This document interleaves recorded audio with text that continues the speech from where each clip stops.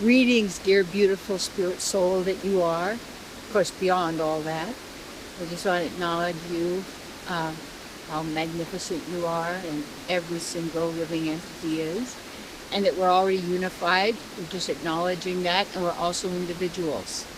And we acknowledge that is the greatness of variety because it's who we are. My topic, having more of the sweetness of life.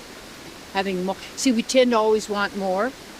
Just like I don't say bless you, be less you. You have to look at what you hear. Notice what you're saying and hearing, because this is how the mind picks it all up. It takes it all in, and it makes it all the same, you see. But it's also the same and difference. But a system is always making everything the same. It's making duplications. That's mechanical, you see. So it can just operate on its own. So just like in gardening, I notice that a lot of the plants have a be fruitful and multiply. So, as I pull certain plants because I don't want them there, people call them weeds, but they're not really weeds. They're just, you don't want them there.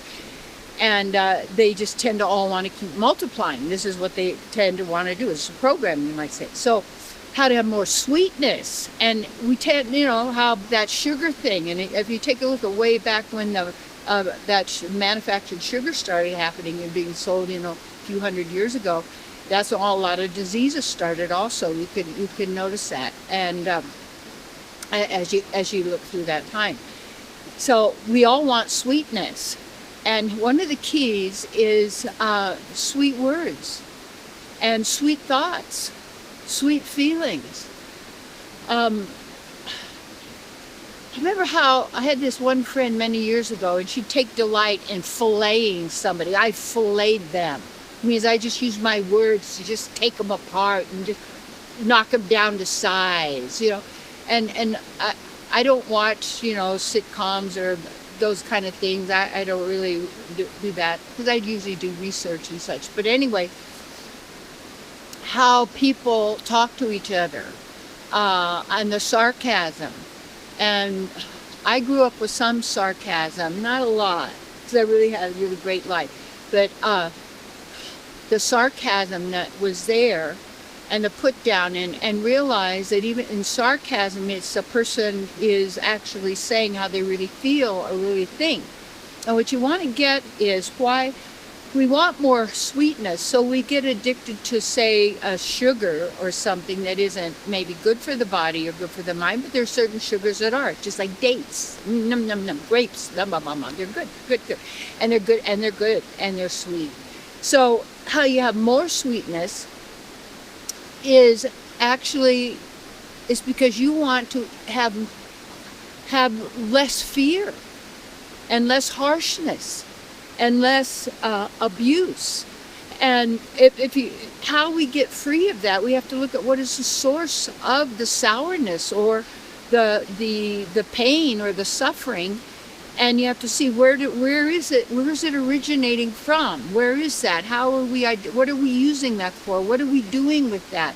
How and to really own your power. See, we have been so depowered, and just like a ceiling pushing down on our head all the time. So there's barely room to breathe or to move or to do anything. And making, and however that's done through whatever chemicals or whatever frequencies, how people can like walk into a room and the person is angry and everybody kind of feels it and the emotions change, or this person, well, we want to impress them and everybody changes, and it's like it's the emotion, you see. In the Vedas it teaches that the nature of the soul is an emotional body. It's a feeling body, and that feelings are divine. Emotions are triggered by thoughts and beliefs and reactions to what is going on, because that's how we are. And when we distort our feelings and our emotions, there is no sweetness, because we ourselves have taken to the life of harshness and cruelty and sarcasm and put downs and nastiness and belittling people. Just like why I like being right here. I really like this tree stump. start really looking and examining things, you know, to really look to see where they are and where are similarities. And this great tree has actually mothered or fathered all of these other trees around. And this was a really big tree according to our time. But look how, as it disintegrates, it's still beautiful. You see, as we call it aging or time, it's still beautiful. And if a person in their mind, the only kind of a tree they could only tolerate or look at is one that is a certain type, a certain size, because we call that good, we aren't perceiving the beauty in all of life, the beauty of that, that how each aspect of this, and how it becomes also soil for other growth, and as you might call it, fertilizer. And when it fell, you see, when it fell down this way, you could still see the remnants of how this tree is still in this form contributing, you see, in the sweetness of life. And when you're judging yourself as too old or too young or too fat or too thin, or this is local traffic. Yeah, the body, and there are roles and functions that we have, yes, and that our true divine nature, and it is an interesting thing in the Vedas, says we're all feminine. And that doesn't mean a body type. It means a quality of being. We are the lovers of the divine. And the divines are our lovers.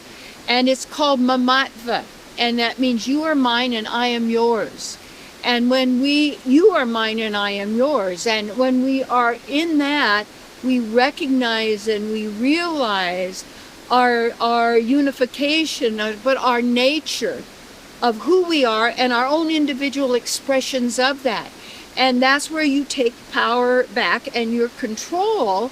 Instead of trying to change the world and everybody else and everything in it to match so that you feel the sweetness, yet you're in the bitterness, the resentment, or any of this in your stuff, you're torturing yourself. And, well, I have a good reason for it, but take a look at all of that. Get down to it. All those thoughts, all those are concepts, those are suggestions. That's programming. Discard that. That's not who you are. And you have to have the courage, you see, to really have the sweetness, because we're so taught that the sweetness is something out here, when it's the sweetness of the sweetness of the sweetness of the divine that we are all part of, that we are, and we all can have that right now, without anyone or anything or any less or any more of anything out there or what anybody says or thinks. You can have it. It's yours. It's who you are. You see, sweetness of words instead of nastiness. I tell you, when I started working on the sweetness, it was hard. It's hard. It's hard to be sweet because a lot of people, they're mean. And then they're nasty because they're hurting and they're angry. They believe their thoughts. They believe the programming. They believe it, and they're in conflict constantly with themselves. And they're taking their own divine energy and just blowing it, dispersing it, and feeling helpless and hopeless and powerless. Take it back. Yes, and that isn't arrogant. You're knowing where it comes from, what you're part of, the reservoir, and being that. There has to be a moment that happens. And then from then on, stand strong in the sweetness of your beingness and start honoring that. And that doesn't mean that you're a doormat. That doesn't mean that you don't know what's going on. It doesn't mean that you're not strong and able. No. It means that you're really in the sweetness of the preciousness, just like of a newborn baby, with the wisdom beyond the ages, beyond the cosmos, to who you really are. The sweetness of the sweet is our beloved. Enjoy.